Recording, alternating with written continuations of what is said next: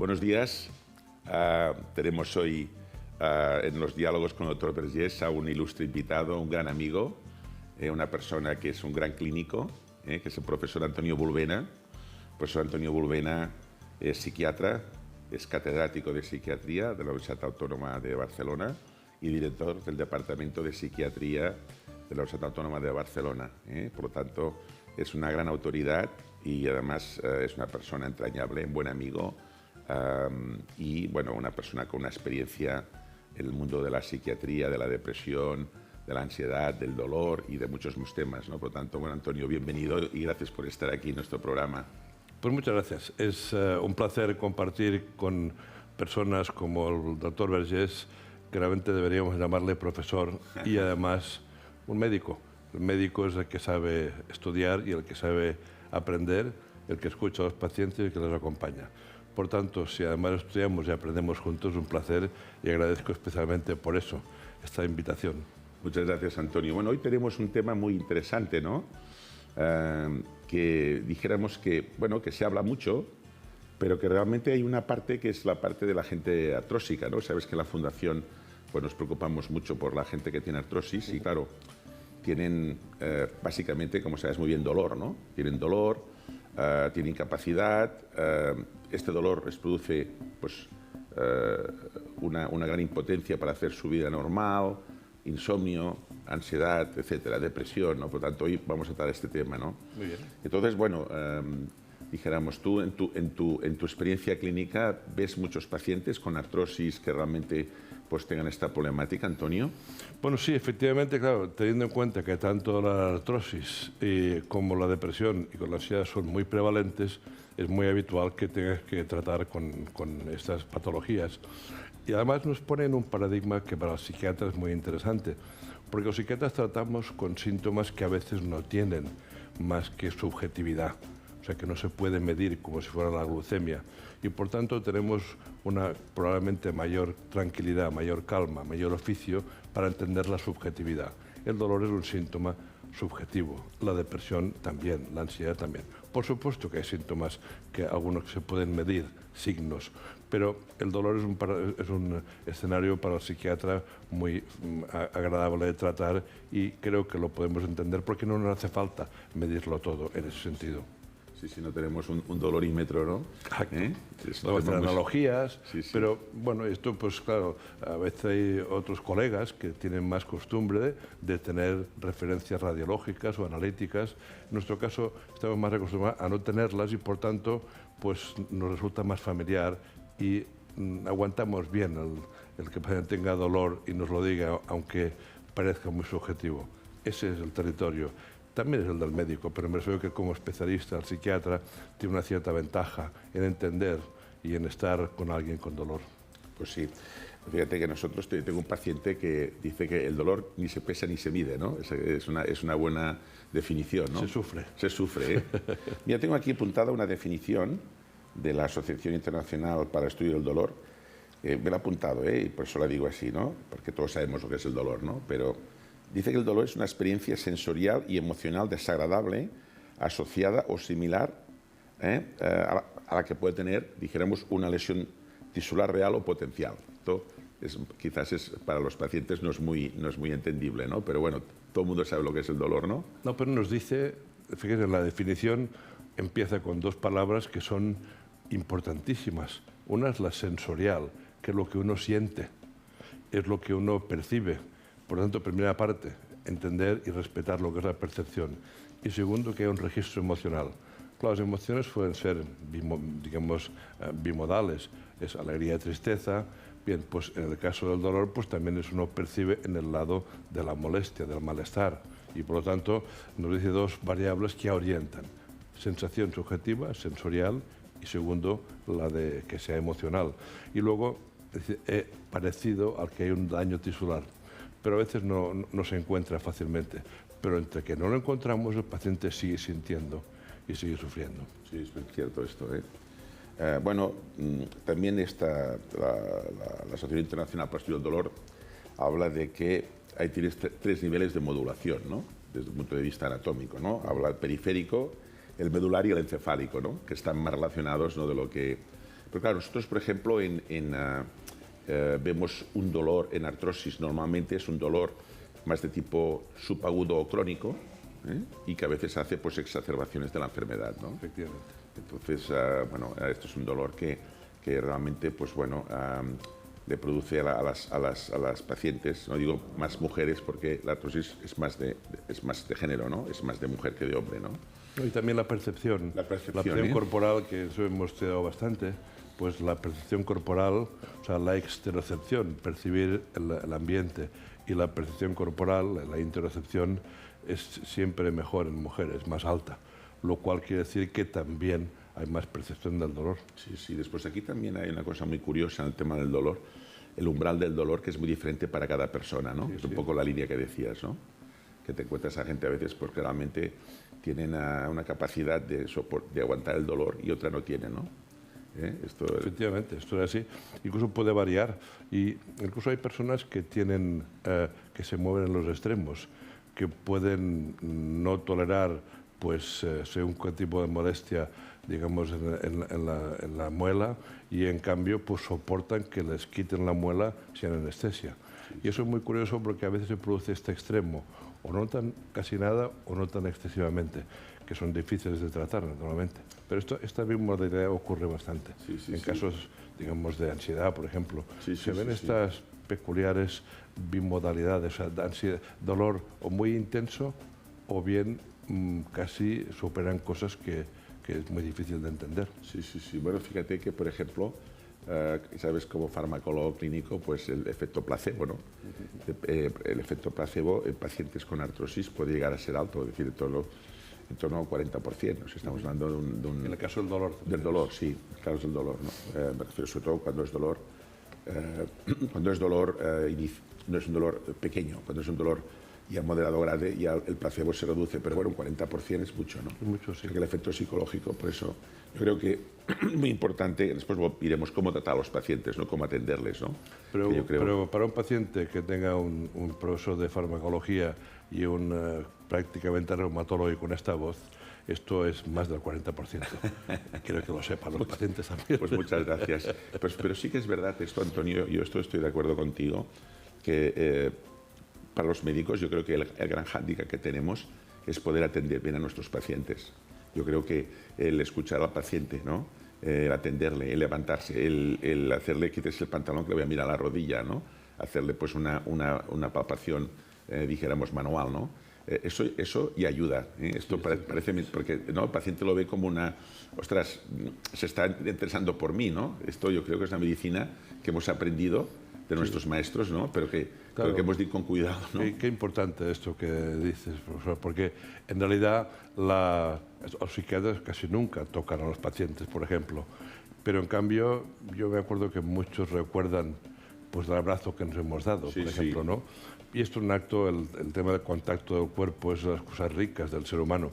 Pero es que además también se sabe que el efecto placebo, como bien comentabas, tiene una cierta relación con el tiempo que pasas con el paciente. Exacto. Si pasas más tiempo, la probabilidad de que el efecto del encuentro humano, llamémosle placebo, el encuentro humano, digamos, de ayuda, si pasas un tiempo suficiente, esta capacidad terapéutica se pone más en marcha. Y esto no es ninguna cosa mal hecha, es al contrario, es aprovechar una cosa que los humanos tenemos, ¿no? O sea, que no es que el fármaco sea ineficiente, es que tenemos la inmensa suerte de que el contacto humano tiene mucha riqueza. Pues fíjate, yo creo que esto es una de las conclusiones, una de las que podemos ir sacando, ¿no? La importancia de los profesionales de la salud en poder atender, poder escuchar, poder tocar, poder dialogar, poder explicarle su enfermedad, poder decir cómo va a evolucionar, informar al paciente, ¿no? Yo creo que este es uno de los asuntos, yo creo, temas importantes, ¿no? Sí, el médico cuando lo hace bien es cuando el paciente es el protagonista. Exactamente. Es decir, para mí, cuando yo consigo o conseguimos con el paciente que él conozca la enfermedad, que la maneje, es cuando yo lo he hecho bien. Si depende mucho de mí, que a veces ocurre porque la persona no está en condiciones, pero si consigo llegar al momento en el cual el paciente conoce su trastorno, lo puede manejar, tiene un consultor que es el médico cuando le haga falta, pero él lo maneja, este es el gran éxito del médico, cuando el médico es el acompañante del paciente experto. Esto es, lo que acabas de decir es precioso. La verdad, te felicito porque estoy 100% de acuerdo con lo que dices, ¿no? ¿Me entiendes? Es muy importante esto, ¿no? Y sobre todo los que ya tenemos unos cuantos años de profesión, pues tenemos que explicar a los jóvenes que este es el camino. Sí, de hecho, yo hace pocos días hemos empezado el curso para estudiantes de medicina, de psiquiatría, y siempre insisto, diciendo, mira, recordad que el paciente siempre sabe más que tú. Sí, sí, sí. Siempre. Sí, sí. Si has de operarle y has de estar en un lugar que está inconsciente, no. Pero en general, el que sabe es el paciente. Por tanto, escúchale y ponte a su lado. Sí, señor. Nunca te creas que eres el que sabes más que él, porque es un fallo que cometemos los médicos a veces, comprensible, pero la mentalidad nuestra es hacia el conocimiento y hacia el tratamiento, hacia el diagnóstico. Pero el protagonismo del paciente, que todos somos pacientes, les digo, todos somos, eso es lo que hay que preservar, el protagonismo. O sea, el paciente ha de ser la autoridad, ha de ser el autor. Sí, sí, sí, sí. Nosotros somos los colaboradores, pero el autor ha de ser el paciente. Sí, sí, totalmente de acuerdo. Por tanto, fíjate que en tu opinión y con tu experiencia, Antonio, profesor Bulbena, doctor Bulbena, el dolor tiene un impacto, ¿no?, importante en la calidad de vida del paciente, ¿no? Es de las cosas que realmente, ¿no? Sí, cuando se ha mirado, efectivamente, pues el dolor se potencia con ansiedad y con depresión. Y los mecanismos, o sea, como podemos más o menos tener calibrado, digamos, el dolor con escalas y la depresión o la ansiedad, sabemos que se potencia mucho entre ellos. Y claro, cuanto hay más depresión o más ansiedad, hay más percepción de dolor. Y por lo tanto, tratar este trío es fundamental. Sí, sí, yo creo que esto es lo que comentabas, ¿no? La figura esta que hablamos hace un momentito del paciente pues bien informado, de explicarle cómo lo tiene, cómo lo tiene que tener, cómo va a ir. Yo creo que es muy, muy importante, ¿no?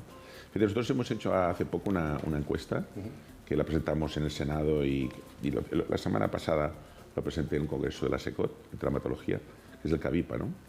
Fíjate, en España la encuesta que nos salió, evidentemente es una encuesta, tiene sus sesgos y limitaciones, pero había una media de casi 3 años en hacer el diagnóstico de artrosis, ¿no? Caramba. O sea que es mucho, ¿no? Dices, hombre, hombre, en ansiedad es de 20 años. Por eso, fíjate. O sea que no hay trastorno. Sí, porque la ansiedad, por ejemplo, cuando en depresión es un poco menos.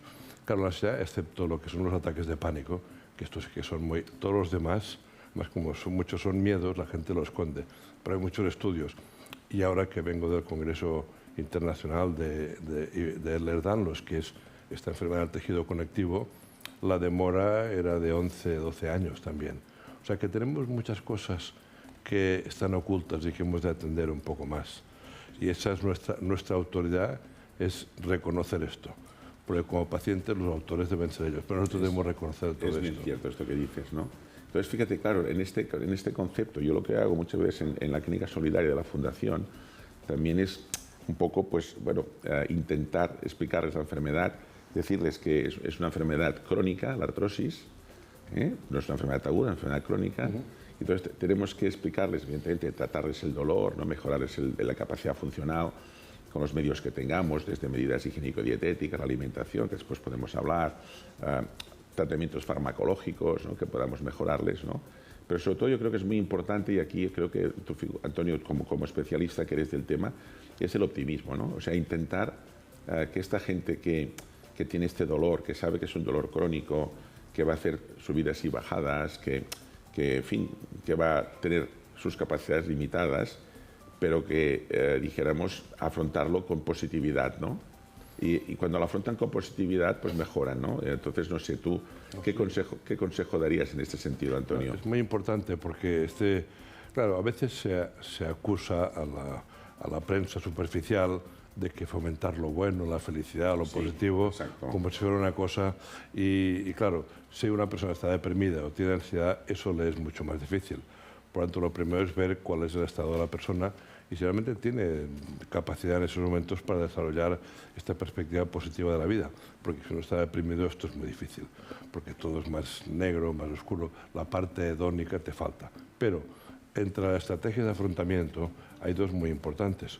Una es la activa, o sea, afrontar dolor, o otro, pero en este caso el dolor, el afrontamiento activo siempre es más eficaz que el pasivo, uno. Y segundo, el no quedar atrapado en el sesgo anticipatorio negativo que supone, digamos, esta sentencia de tener dolor cada día. y por lo tanto ahí es donde hay que realmente ayudar para que la persona tenga más libertad para elegir los mecanismos más positivos. Pero a veces hay que ayudarla, porque claro, la persona se encuentra con unos elementos de adaptación que no ha podido usar. Por tanto, ante el dolor, la estrategia activa y el limitar a veces el predominio de lo negativo y saber manejar lo positivo, esos son dos aspectos claves para manejar. No el positivar superficialmente, sino hacerlo un poco técnicamente. Y eso los pacientes lo agradecen, pero acaban siendo los que mandan en sí mismos. Correcto, correcto. Nosotros esto sería un poco, desde un punto de vista psicológico, como cerrar la puerta del dolor, ¿no? Claro. ¿No? De decir, con mentalización, ¿no? Me refiero con ayuda, ¿no? Exacto, y manejar que el paciente pueda tener el zapping de cambiar un poco. Sí. Y he de decir que hay pacientes, en el congreso que he estado en Burgos de enfermedad del tejido conectivo, personas con un dolor extraordinario y estaban allí dando un ejemplo que aprendemos mucho de pacientes. Recuerdo una chica de Santiago realmente que con dolor permanente y estaba allí colaborando con nosotros. O sea que también aprendemos de los pacientes. Por eso los aspectos de grupo van tan bien, porque se explican cosas que, y claro, vale la pena escucharlo, ¿no? Sí. Nosotros esto lo practicamos mucho en la Fundación, Antonio, ya lo sabes, con muchas pacientes y voluntarias que tenemos, ¿no? De que ellas han mejorado y hecho es el modelo este paciente experto, ¿no? Y ayudan a mejorar a otras personas, ¿no?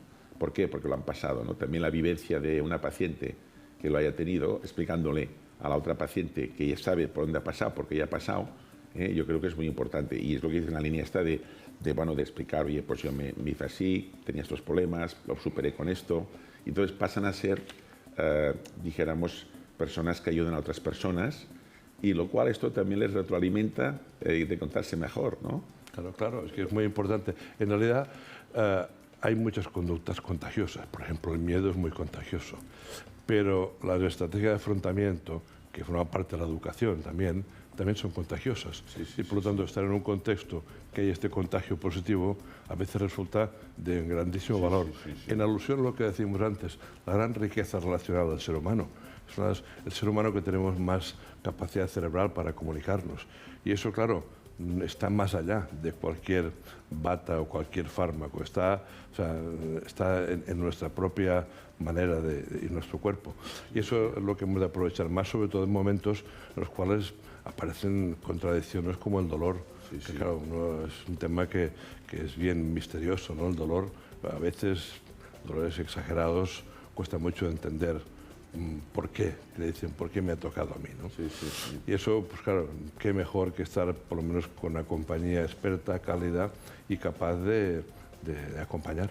Sí, yo creo que, fíjate en esto, yo creo que las asociaciones de pacientes cada vez más van a ayudar y van a ser un papel clave, ¿me entiendes?, en esto, ¿no?, de ayudar, ¿no? Por supuesto, los profesionales sanitarios, ¿no?, es evidente, ¿no?, pero también las asociaciones de pacientes. Yo lo veo, por ejemplo, hay una fundación, pues que, bueno, nuestros pacientes ayudan a otros pacientes y se cree como un entorno positivo, ¿me entiendes? Además, se hace de forma altruista, no cuesta dinero, ¿sabes qué quiero decir? O sea que, bueno, yo pienso que es una línea muy positiva, ¿no?, de mejora, ¿no? En esto os quería felicitar porque el congreso que he estado de Ehlers-Danlos en Roma es organizado básicamente por pacientes. El que está en Burgos también de tejido conectivo. Y claro, a mí me resulta muy agradable estar con profesionales de alto nivel y con pacientes. Y siempre tenemos mesas redondas en que estamos todos juntos. Y eso para mí es un privilegio. Y por eso os felicito por haber hecho también esta iniciativa donde compartimos. No, hombre, y tanto más te esperamos en nuestro congreso, que va a ser, bueno, es en octubre, el 27 y 28 de octubre, en el Auditorio AXA. O sea, que toda la gente que nos esté viendo, que vengan a ver al profesor Bulbena, que lo van a tener, que va a hacer una clase magistral y va a explicar todos estos temas tan importantes, ¿no? Entonces, claro, un poco volviendo al tema, Antonio, claro, este dolor, esta incapacidad funcional, esto no puede hacer mi vida normal, conlleva pues una depresión, una ansiedad. De hecho, en un estudio que hemos publicado hace poco, que lo publicamos en el BMC, Músculos de Adiso, es una revista que está bien publicada, una encuesta que hicimos a 1.700 pacientes, pues vimos que bueno, la depresión y ansiedad era importante, el tema cardiovascular también, bueno, la depresión y ansiedad la número uno, ¿eh? Pero también vimos, por ejemplo, el insomnio, ¿no? O sea que, entonces, claro, aquí tenemos, fíjate, depresión, ansiedad, insomnio, ¿eh? que son concomitantes a la artrosis y al dolor, ¿no? ¿Cómo gestionamos esto, profesor? Bueno, en esto sí que hay que ser más incisivo, porque incluso en enero salió el primer artículo un poco más formal de que genéticamente la depresión y la artrosis tienen relación genética con receptores digamos, de estrógenos, hay varios receptores y por lo tanto ya sabemos que incluso genéticamente tienen raíces comunes. Eso, respondiendo a la pregunta, quiere decir que hemos de tratarlo al mismo nivel. No es que la depresión sea solo una consecuencia del dolor o que el dolor sea una consecuencia de un estado depresivo, que también podría ser. No, es que aparecen juntos. Y es igual que sean galgos o podencos. Y hemos de ser tranquilamente e igualmente, digamos, servidores de tratar las dos cosas. También la ansiedad, que yo creo que también pertenece al mismo grupo de la depresión en el contexto que hablamos. Pero claramente lo que es necesario es que las tratemos al mismo nivel, no que esperemos una o la otra. Es igual el orden. El paciente lo sufre igual. Y yo quiero que ya que tengamos en cuenta que hay evidencia clara de que vienen de raíces muy parecidas genéticas. Por tanto, tratemos las dos. Sí, no. Estoy 100% de acuerdo con lo que dices, Antonio. Entonces, bueno, esta depresión y esta ansiedad la podemos tratar conjuntamente con lo que es el dolor y la incapacidad, ¿no? La debemos tratar de forma paralela, ¿no? Sí. Y bueno, ¿qué medidas tú consideras que se pueden, por ejemplo, depresión y ansiedad? Bueno, tenemos un elenco farmacológico bueno. También hay técnicas no farmacológicas, aunque a algunas les cuesta encontrar evidencia. Por ejemplo, leía hace unos días un artículo del yoga que me parece muy importante, pero aún la evidencia es muy difícil. Pero son técnicas que tienen su valor. Pero claramente la farmacología aquí ha dado avances importantes. Los antidepresivos, que tienen efecto antidepresivo para mejorar el ensueño y encima un valor analgésico, esto hay que aprender a manejarlo. Y eso yo creo que hoy día no hacerlo, digamos, ya es un fallo. O sea, no podemos tratar a estos pacientes sin saber manejar las dos cosas. Claro. Me lo digo a mí mismo, también he de aprender yo a manejar los analgésicos varios. O sea, yo manejo muy bien los antidepresivos, pero sé que tengo que aprender lo otro. Y esto es lo que, respondiendo a la pregunta, hay que saberlo tratar porque el paciente se va a beneficiar de esto. Y a veces ocurre que hay que convencer al paciente de esto. O sea, que a veces la prescripción farmacológica, a veces el paciente responde como si fuera una cosa química que no está bien. Y eso también debemos tener paciencia. Cuando el paciente nos dice que no quiere medicamentos, a mí me dice, no, es que yo no soy de medicamentos. Digo, ya veo que usted es de carne y hueso, ya veo que usted no es de medicamentos. Pero hay que tener paciencia porque no está, digamos, negando al médico, está expresando un miedo. Por tanto, no hay que enfadarse cuando el paciente dice esto. Hay que entender que está con miedo y el miedo hay que saberlo tratar con cariño, porque, en definitiva, si el médico se cree que entonces que me rechaza, vamos a hacer un desastre. Y, por tanto, cuando está estos medicamentos, hay que tener el arte, la paciencia y la destreza de hacer que el paciente consiga poder tomar el medicamento superando el miedo. Muy bien.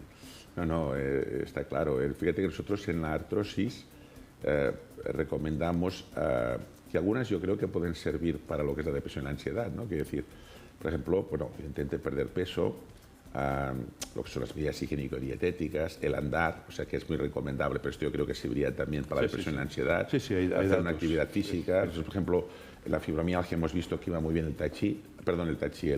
aquagym.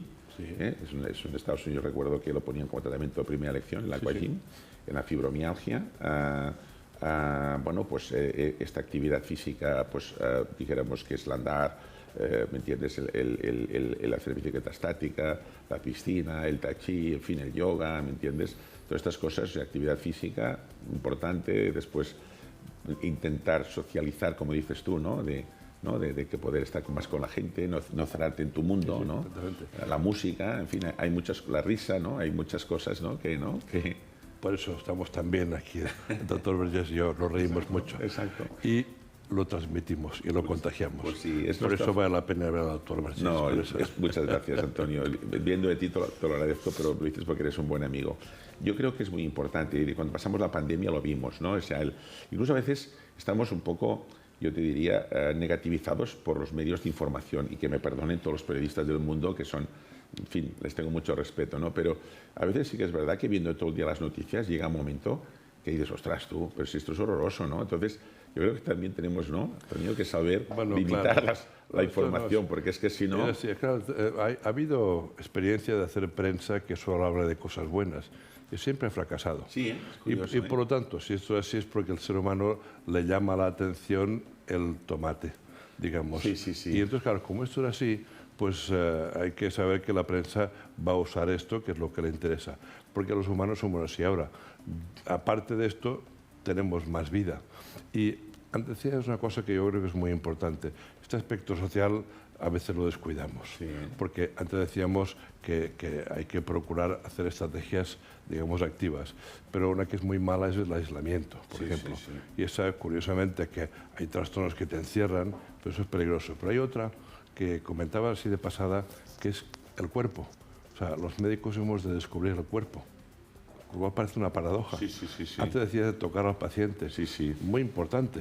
Pero es que además el saber que el cuerpo tiene una vida propia y que el ejercicio, qué tipo de ejercicio, incluso el masaje, el agua. O sea, hay aspectos que quizá los médicos tenemos menos formación en esto que no en farmacología. Sí. Y en cambio estamos en una era que descubriremos el cuerpo.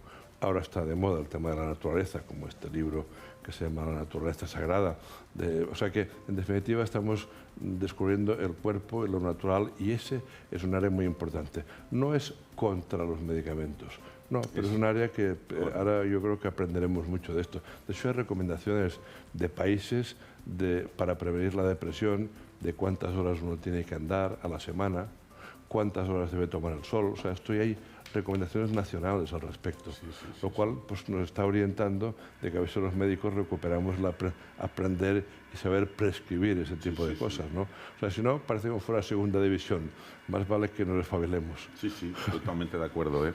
De hecho, fíjate que los pacientes mejoran, ¿eh? Te dicen que cuando han perdido peso, porque han andado, porque han salido, porque han ido a bailar a veces. Fíjate, nosotros... Fíjate, coincide que además son protagonistas. Sí, exactamente. Y eso no lo hace nunca un medicamento. Eso es. Que oímos, pero si el paciente es protagonista, vamos bien. Mejora, ¿eh? Se siente bien y mejora, se siente el centro, ¿no?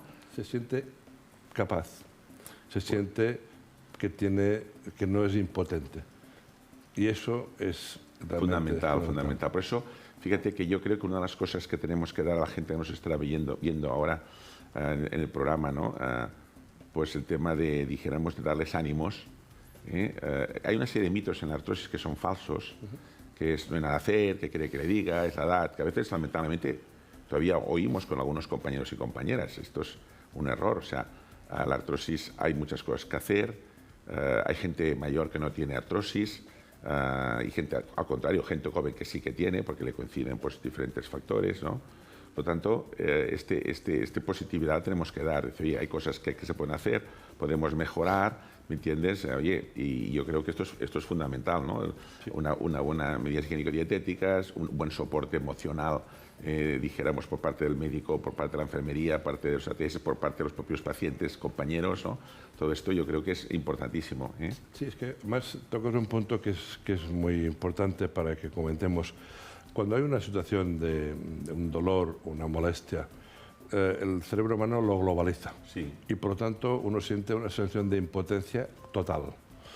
Eso es lo que es peligroso, porque todos lo vamos a sentir. Cuando te diagnostican por primera vez una artrosis, ya estamos. Bueno, por esto, que es este momento de globalizar, es una fantasía de impotencia absoluta. Correcto. Claro, la clave es que no nos quedemos en este lugar y que, por tanto, sea impotencia de absoluta a relativa. ¿Y qué quiere decir relativa? Que habrá escenas que podemos aprovechar mejor que antes o peor que antes, pero es que hemos de ir a buscarlas. O sea, no nos quedemos abrumados por algo que el cerebro nos va a decir. Ya estás. Ya tienes artrosis, ya no puedes. Claro, si uno pues toca el piano y tal, pues claro, a lo mejor no puede tocar una sonata, pero puede tocar alguna otra cosa. Y esa es la habilidad no caer en la globalidad de la situación, digamos, de imposibilidad, de impotencia, y encontrar las potencias relativas. Hay que empezar una nueva etapa, no quedarse abrumado por un diagnóstico. Correcto. Ese es el lugar donde es muy importante que podamos intervenir. Pues sí, desde luego estoy totalmente de acuerdo y en esto estamos, ¿eh? Y bueno, un poco volviendo al tema farmacológico también comentar que hoy en día, aparte dijéramos, de los tratamientos, medicamentos, tanto en artrosis como en depresión, como en ansiedad, que bien conocemos, ¿no? Aparte también hay productos de tipo alimentario, ¿no? Que también pueden jugar un papel, ¿no? Entonces, ahora también estos últimos tiempos hemos tenido el tema del DCB, ¿eh? Dijéramos que, bueno, hay producto tópico DCB, ¿no? Y, bueno, ¿qué opinas de estos productos? Bueno, de hecho, claro, los animales consumen sus plantas y son muy expertos, especialmente los primates, por cierto. O sea que, por tanto, ya aprendamos en ese caso los animales. Pero, claro, los medicamentos que derivan de la naturaleza, que la mayor parte lo son, ya hay datos de buena eficacia en muchos trastornos. En psiquiatría hay unos cuantos, por cierto, pero también en el tema del dolor lo hay. Entonces, claro, yo creo que es un área que también, como decía antes, este descubrimiento del cuerpo, podemos trasladar al descubrimiento de la naturaleza.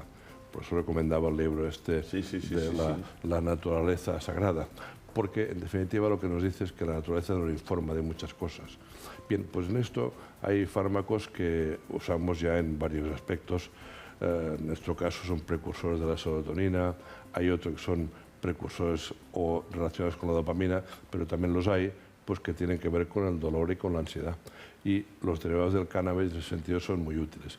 Claro, los psiquiatras tenemos también la obligación de estar muy atentos a las dificultades, porque a veces también se globaliza mucho en positivo, pero sin hacer estas generalizaciones, sabemos que estos fármacos son francamente prometedores y hay que empezar a usarlos. Y por lo tanto yo creo que es una excelente noticia que haya estos fármacos disponibles porque tienen un efecto y en este caso carecen del riesgo de los cannabinoides más complicados. Sí, sí. ¿No? Yo he visto en el tema este tópico, por ejemplo, el producto de cannabis tópico, ¿no?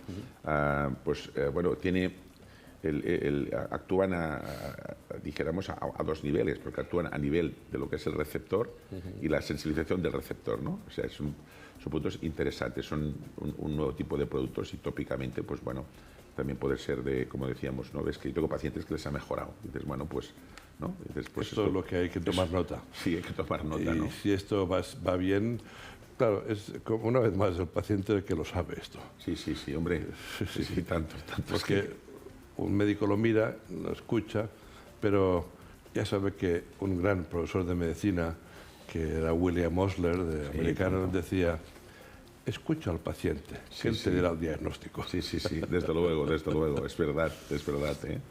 Sí, fíjate, nosotros nos encontramos, fíjate, Antonio, con un 30%, o sea, dentro de lo que es la artrosis, te diría que hay un 30% de pacientes que quieren cambiar la enfermedad, que quieren mejorar, que son muy activos, que son gente informada, incluso que quieren empoderarse.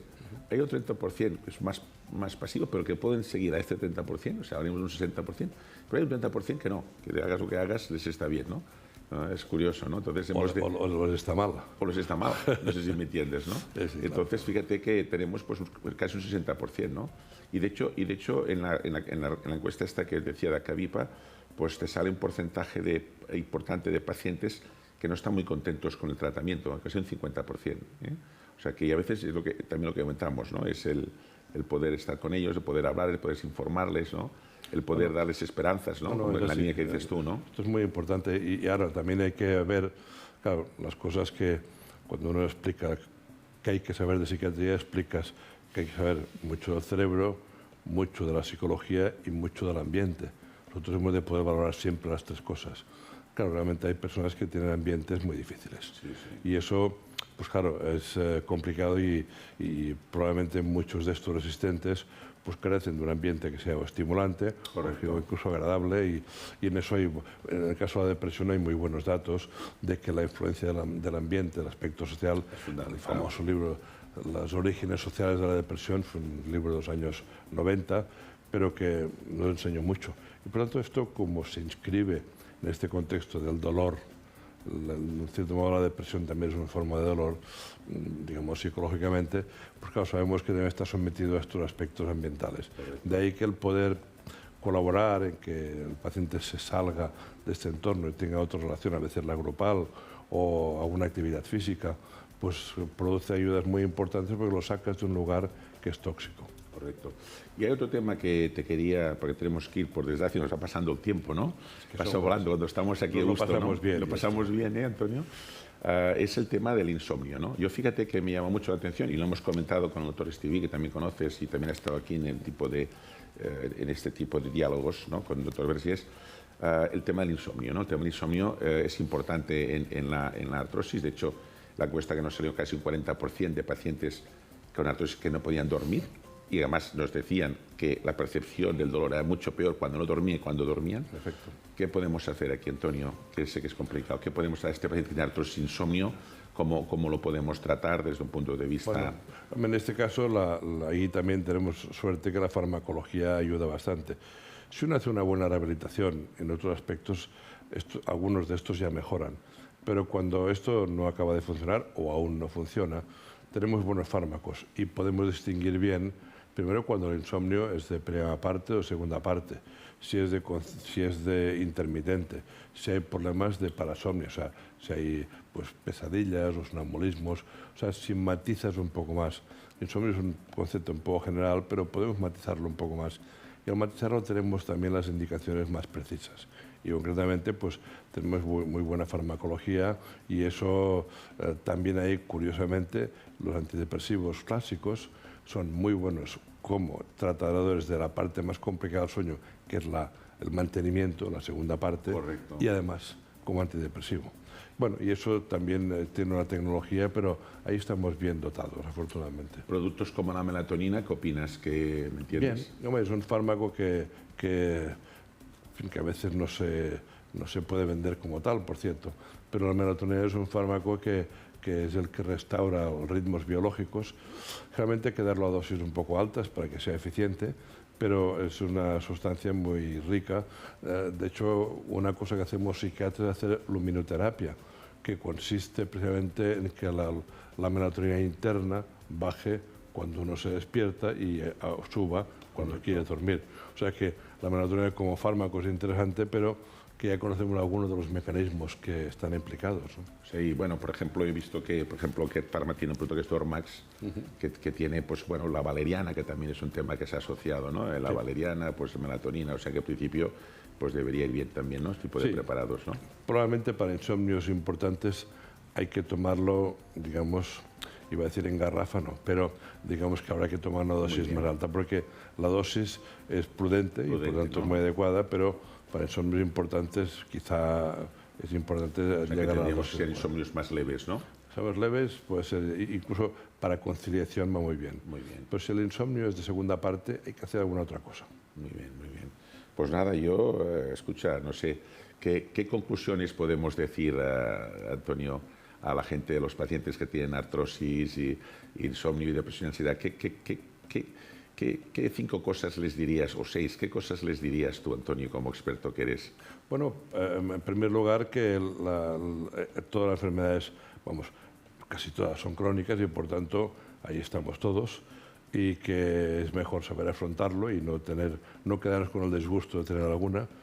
Segundo, que la artrosis es un trastorno que, aparte de ser muy común, pues también te quita una serie de cosas, pero nos da una oportunidad para afrontarlas de una forma experta, sabia, activa, y eso hemos de saber aprovechar esta oportunidad. Por tanto, nos hemos de rodear también de personas que sepan. Tercero, que el médico pues aprende mucho de estas cosas. Cuando hemos hablado cada vez del tema, yo siempre estudio y escucho lo que dices, y casi aprendo tanto como cuando hablo con los pacientes. Y por tanto les pido a los pacientes, que somos todos, por cierto, pero cuando hay alguno, que nos sigan enseñando. Es realmente mucho gusto aprender de los pacientes. Y a los médicos hay que decirles, no se asusten de aprender de los pacientes, si son los que saben. O sea, que no se pongan... O sea, la autoridad es el médico, pero no, la autoridad es el paciente. La autoridad no es el médico, el autor es el paciente. tú eres un exquisito colaborador. Y luego finalmente pues que quería especialmente hacer mención de que estas reuniones que hacemos profesionales y que estamos ofreciendo lo que podemos, lo que sabemos a los pacientes, pues es un privilegio y por tanto yo quiero reiterar el agradecimiento a poder estar compartiendo ese tipo de comentarios y seguir aprendiendo y enseñando y viviendo pues esta aventura que es vivir de esta manera. O sea que muchas gracias. No, gracias, Antonio. Hoy hemos tenido el placer y el privilegio de tener al profesor Bulbena, catedrático de psiquiatría a la Universidad Autónoma de Barcelona, gran psiquiatra, gran clínico, buen amigo mío, que nos conocemos hace muchos años. Muchas gracias, Antonio, porque estoy seguro que mucha gente de las que nos está escuchando les vamos a mejorar su calidad de vida, les vamos a dar ánimos. Ese es el objetivo que tenemos en la Fundación, ayudar a que la gente mejore, a prevenir y tratar la enfermedad. Y nada, muchísimas gracias por estar aquí y estoy convencido pues, que la gente que nos está viendo pues, les habrá servido en positivo para mejorar su dolencia o la de algún familiar. Muchísimas gracias, Antonio. Muchas gracias. Muchas gracias.